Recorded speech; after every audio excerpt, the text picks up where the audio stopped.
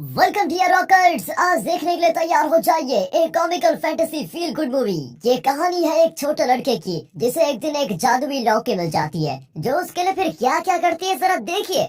पर प्रॉब्लम यह है कि वो मदद करने के साथ साथ ऐसे भी काम करती है कि लड़का मुसीबत में पड़ जाता है। इतनी प्यारी सी सब्जी ऐसा क्या करती है कि सबके लिए समस्या बन जाती है। ये जानने के लिए देखते हैं मूवी जिसका नाम है the secret of the magic card. और इस मूवी की स्पेशलिटी यह है कि ये बच्चों के लिए बनी है और मेरे और आप जैसे बूढ़ों के लिए बनी है जो दिल से अभी भी खुद को बच्चे समझकर खुश होते हैं। मैं बूढ़ा नहीं हूँ। बाकी दोस्तों चैनल को सब्सक्राइब कर बेल आइकन को दबा दीजिए। यूट्यूब का नोटिफिकेशन ऑन रखिए। इंस्टाग्राम और फेसबुक पे आप हमें फॉलो कर सकते हैं। आप चलते हैं इस मूवी के अंदर। मूवी की शुरुआत में वर्ल्ड स्पेस स्टेशन का रिपेयर चल रहा होता है और उसे वर्ल्ड स्पेस सेंटर से साइंटिस्ट ऑब्जर्व कर रहे होते हैं। अचानक ऊपर कुछ मेटेरोइड्स बरसने लगते हैं और वे स्पेस में ही फंस जाते हैं। तब एक 11 साल का लड़का अपने स्पेसशिप में आकर ऐन वक्त पर सारे साइंटिस्ट को बचाकर पृथ्वी पर लेकर आता है। और फिर देश का प्रेसिडेंट आकर उस लड़के को कॉन्ग्रेचुलेट करता है कि मेजर रेमंड, हमेशा की तरह इस बार भी आपने स्पेस साइंटिस्ट को बचाकर चमत्कार कर दिया है। Thank you for that. अब मीडिया उसका इंटरव्यू लेती है। तभी उसकी दादी पूछती है कि बेटा तुमने अभी तक ड्रेस क्यों नहीं पहना। रेमंड कहता है कि मैं एस्ट्रोनॉट की ड्रेस पहन के रखा हूँ दादी, आपको नजर नहीं आती क्या। दादी उसे हिलाकर उठा देती है कि बेटा उठ जाओ। ओह तो ये है अपना हीरो रेमंड। उसकी बहन कहती है कि माँ अपनी ट्रिप पर निकल रही है और पापा उन्हें छोड़ने जा रहे हैं, तुम जल्दी तैयार हो जाओ। अपना हीरो तो एक सपना देख रहा था। वैसे दोस्तों इतने रियलिस्टिक सपने अगर आपको भी आते हैं तो कमेंट करके बताइएगा सबसे मजेदार कौन सा था।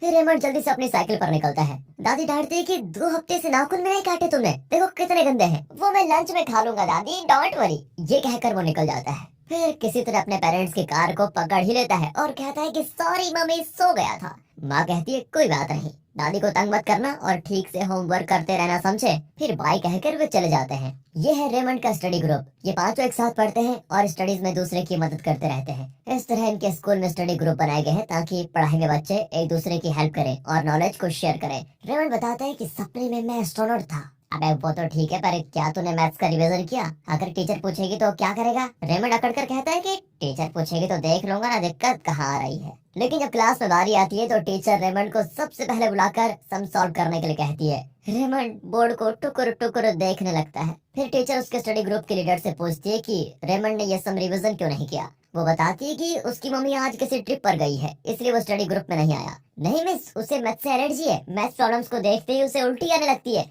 नहीं मिस, उसे सिर्फ मछली पकड़ना आता है, लेकिन आज तक एक भी मछली नहीं पकड़ पाया। इस तरह बच्चे रेमंड का मजाक उड़ाते रहते हैं। टीचर भी कहती है कि रेमंड को शर्मिंदा मत करो, बुरी बातें समझे, लेकिन एक बात ध्यान रख लो, तुम लोग जितनी मेहनत करोगे उतना ही फल तुम्हें मिलेगा। फिर नोटिस बोर्ड को दिखाते हैं जहाँ रेमंड की वजह से उसके स्टडी ग्रुप के स्टार्स को कम कर दिया गया है। रेमंड को सिर्फ एक स्टार मिला है, लेकिन रेमंड खुश है कि कम से कम एक स्टार तो मिला। फिर वो अपने स्टडी ग्रुप को स्पेसशिप का डिजाइन दिखाता है और कहता है कि हम प्रोजेक्ट में यही बनाएंगे। लेकिन उसके ग्रुप के बच्चे उसे चिढ़ाते हैं कि ये सिर्फ तुम्हारे सपने में उड़ेगा बेटा, असली में नहीं उड़ेगा।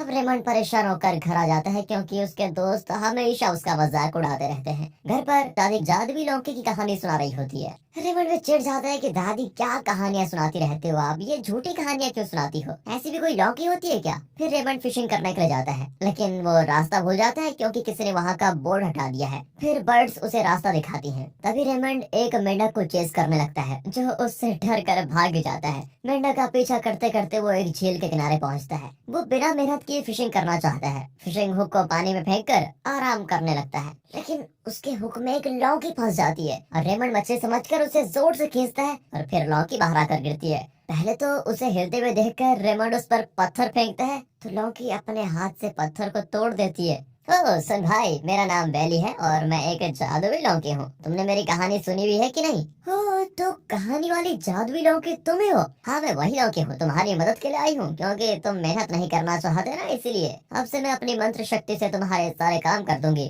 बोलो इस वक्त तुम्हें क्या चाहिए? रेमंड फिश मांगता है। लौकी मंत्र पढ़ती है लेकिन फिश नहीं आती। फिर रेमंड चढ़कर चला जाता है कि तुम ढूंढी हो। अब लौकी उसको रोक कर कहती है कि जादू तभी काम करेगा जब तुम मुझसे वादा करोगे कि मेरे बारे में किसी को नहीं बताओगे। अगर बता दिया तो मुझे वे पका कर खा जाएंगे। रेमंड कहता है ठीक है, नहीं बताऊंगा। थैंक यू मालिक, आज से तुम मेरे बॉस हो और मैं तुम्हारी नौकर। अब देखो मेरा जादू। उसके जादू से झील की मछलियाँ ऊपर उड़ने लगती हैं और रेमंड अपने पसंद की मछलियाँ पकड़ लेता है।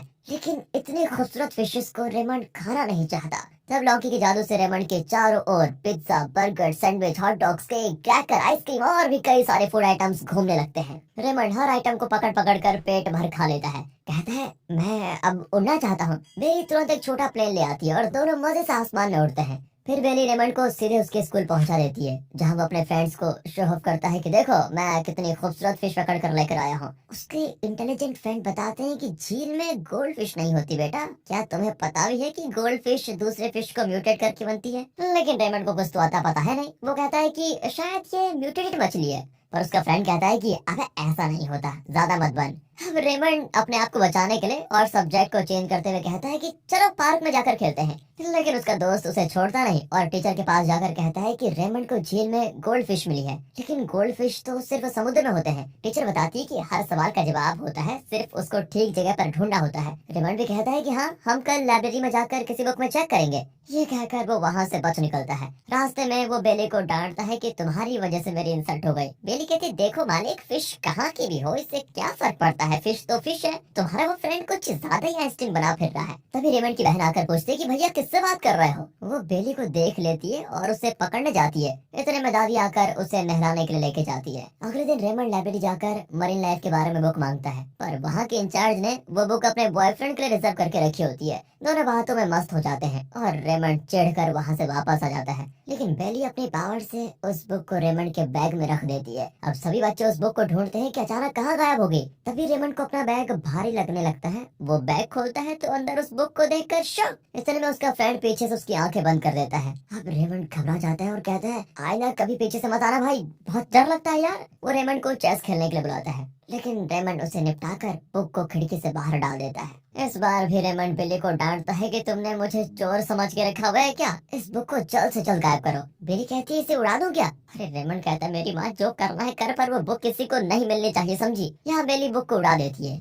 फिर रेमंड अपने फ्रेंड्स के साथ चाइनीज चेस खेल रहा होता है। वो मजाक में कहता है कि आज लंच में मैं इस चाइनीज घोड़े को खा लूंगा। बेली उसे सुनकर सोचती है कि मालिक को भूख लगी है शायद। वो उस कॉइन को रेमंड के मुंह में घुसा देती है। अब सभी परेशान होते हैं कि घोड़ा वाला कॉइन कहाँ गया। रेमंड का फ्रेंड कहता है कि इस कॉइन को मारो, उसे काटो। इस तरह एक एक करके सारे कॉइन्स रेमंड के मुंह में जाने लगते हैं। रेमंड के मुंह में तो ट्रैफिक जाम हो जाता है। फिर वो अपने फ्रेंड को गेम सौंप कर चला जाता है और उल्टी करके कॉइन्स को बाहर निकालता है। बेली पूछती, क्यों सर जी, कैसा लगा लंच? रेमंड उसे फिर डांटता है कि चेस कॉइन कोई खाने की चीज होती है क्या? लेकिन मालिक तुमने तो कहा था कि घोड़ा खाना है। तुम इंसान लोग बिना कहते कुछ हो करते कुछ हो, उसका मतलब कुछ और ही होता है। अब रेमंड देखता है कि वो बुक अभी भी यहाँ उड़ रही है। बेली उसे चेस करते करते स्कूल के स्विमिंग पूल में गिर जाती है। रेमंड भी उसके पीछे कूद पड़ता है। अब स्विमिंग कोच रेमंड को अपनी टीम में लेना चाहता है क्योंकि उसकी टीम की एक स्टूडेंट नहीं आई है। बेली कहती, बॉस तुम्हारा टैलेंट दिखाने का यही मौका है। रेमंड भी हाँ कर देता है। अब बेली कहती, डरो मत बॉस, जब तक मैं साथ हूँ तुम चैंपियन हो।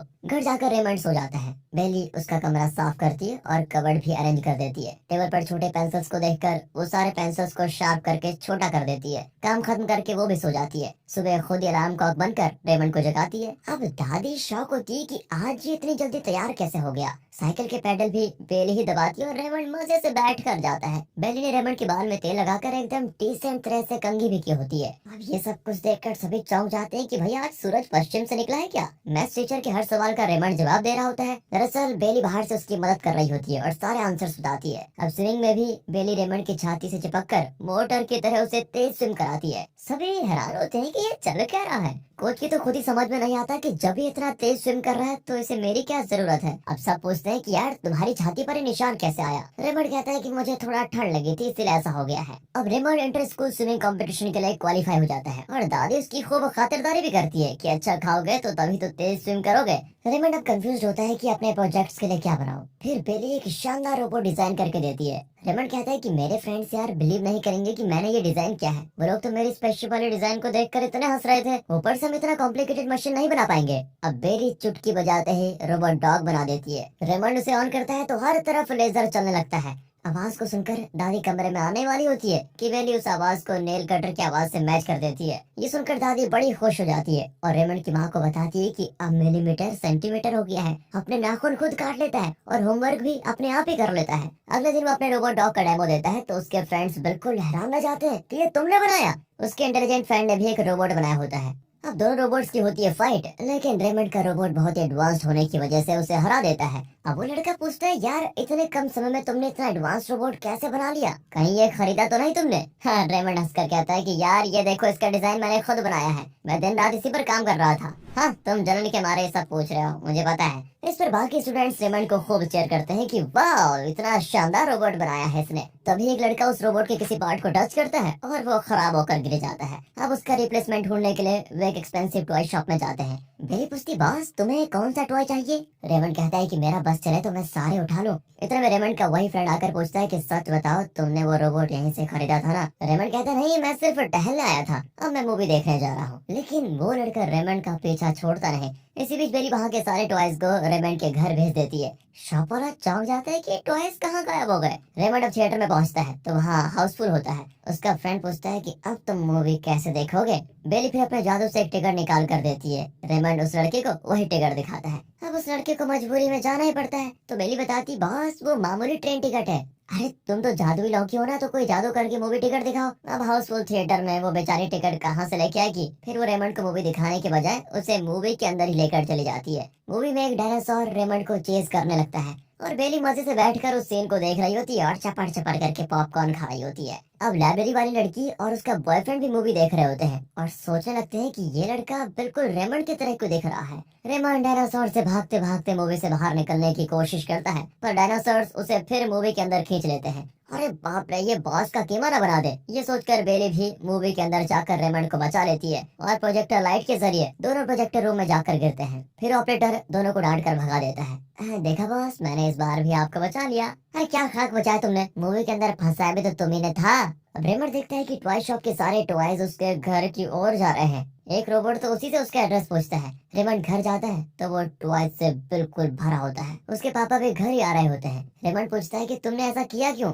बेली बताती है, आपने सारे टॉयज मांगे थे बॉस, इसीलिए लेके आ गई। चुपचाप इन सबको दुकान में भेज दो वरना मुझे बहुत बुरा लगेगा। बेली भी डर कर सबको वापस भेज देती है। इतने में पापा रेमंड के लिए एक साइकिल लेकर आते हैं और कहते हैं कि स्विमिंग ज्वाइन करने के लिए ये मेरी तरफ से गिफ्ट है बेटा। अच्छा, आपको कैसे पता चला पापा कि मुझे साइकिल चाहिए था? बेटा मैं तुम्हारा पापा हूँ, तुम्हें कब क्या चाहिए सब जानता हूँ। इनकी बातें सुनकर बेली बड़ी सैड हो जाती है। उसकी समझ में नहीं आता कि मैंने इसे इतने सारे टॉयज ला कर दिए और इसने सबको वापस भिजवा दिया, लेकिन इसके पापा साइकिल लेकर आए तो ये इतना खुश क्यों हो रहा है। अगले दिन बेली के नाम से पहले ही रेमंड उठकर स्कूल के लिए तैयार हो जाता है। आज उसका मैथ्स में टेस्ट है। वो कहता है कि ये टेस्ट मेरे लिए बहुत इंपॉर्टेंट है, अगर इसमें मुझे ए ग्रेड मिल गया तो मम्मी पापा बड़े खुश होंगे, इसलिए बेली आज प्लीज मेरा साथ छोड़ना मत। हाँ, चिंता न करो बॉस, मैं हूँ ना। रेमंड एग्जाम देने बैठा होता है लेकिन उसे एक भी क्वेश्चन का आंसर नहीं आता। बाहर बेली हर स्टूडेंट का पेपर देख रही होती है कि किसका कॉपी करूँ। मेरे बॉस को तो टेस्ट में बेस्ट स्कोर चाहिए। ये भी माइनस वाला पेपर है, छोड़ो इसे। हाँ, ये लड़की अच्छा लिख रही है पर इसका भी कुछ खास स्कोर नहीं है।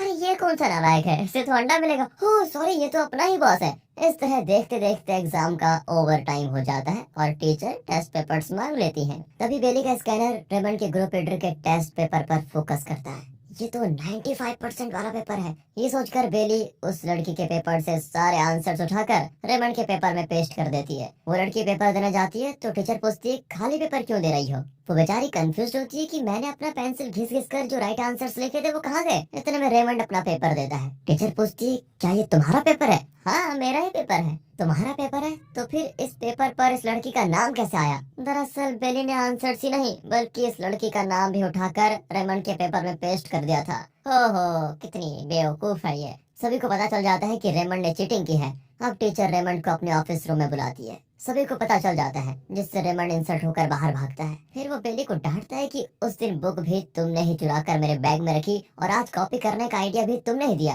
तुम्हारी वजह से मेरी लाइफ खराब हो रही है, अब मैं तुम्हें काट फेंकूंगा। लेकिन बेली खुद ही अपने 2 टुकड़े कर लेती है। फिर रेमंड के साथ आंख में चोली खेलने लगती है। रेमंड गुस्से में कहता है कि मैं तुम्हें पकाने जा रहा हूँ सच में। वो खुद ही आग में जलकर पकने लगती है और रेमंड के हाथ में जला देती है। बेली उसके जले हुए हाथ में फिर पानी भी डालती है। अब रेमंड चिल्लाता है कि तुम एक मॉन्स्टर हो। Yes boss. ये कहकर वो सच में एक बहुत बड़ी मॉन्स्टर बन जाती है। वो कहती है कि मैं सिर्फ आपके मन की परछाई हूँ, आप जो सोचते हैं मैं वही करती हूँ, भला चाहो तो मैं भला करती हूँ, बुरा चाहो तो मैं बुरा करती हूँ।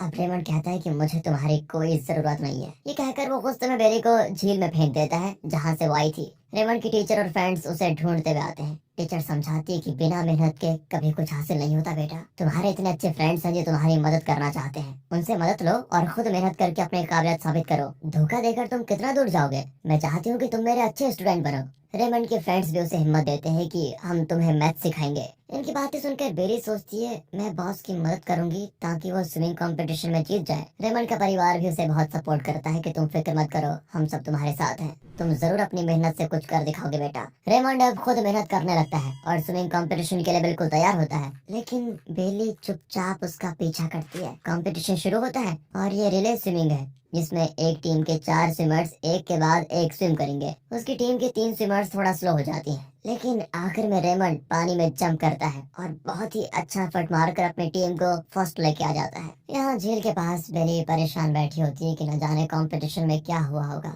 बॉस जीते भी या नहीं, मुझे क्या करना चाहिए। लेकिन यहाँ रेमंड को लग रहा होता है कि शायद बेली ने अपने जादू से उसे जितवाया होगा। वो बहुत ही गिल्टी फील करता है और झील के पास आकर चिल्लाता है कि बेली हम जीत गए। तभी नजदीक से बेली की आवाज आती है क्या बात करते हो बॉस, मैं तो वहाँ आए ही नहीं। रेमंड पूछता है तो फिर मैं जीत कैसे गया। बेली कहती बॉस आप खुद अपनी मेहनत और लगन से जीते हैं। ये सुनकर रेमंड और भी खुश होकर बहुत चिल्लाता है और बेली कहती है अब आपको मेरी जरूरत नहीं है क्योंकि आप अपने पैरों पर खड़ा होना सीख गए हैं। सब कुछ बैठे बैठे मिल जाएगा तो लाइफ कितनी बोरिंग हो जाएगी, है ना बॉस, गुड बाय। और हाँ अपने नाखून काट लेना, नाखून काटना मत भूलना। इस तरह चिल्लाकर बेली उठ जाती है। रेमंड आसमान को देखता है तो वहाँ बेली की शेप में एक बादल दिखता है। अब स्टडी ग्रुप के लीडर पढ़ाई में रेमंड की काफी मदद करने लगती है और वहाँ बेली रेमंड जैसे किसी और बच्चे को जिंदगी की सीख देने चली जाती है। और दोस्तों इसी के साथ ये मूवी खत्म होती है और आप हमारे दूसरे चैनल मूवीज वेदर को भी सपोर्ट कीजिए, उसे सब्सक्राइब करें। दोस्तों अगर ये वीडियो अच्छी लगी हो, स्टोरी अच्छी लगी हो, एक्सप्लेनेशन अच्छा लगा हो तो इसे ज्यादा से ज्यादा शेयर करें, वीडियो को लाइक कीजिए और चैनल को सब्सक्राइब। मिलते हैं अगली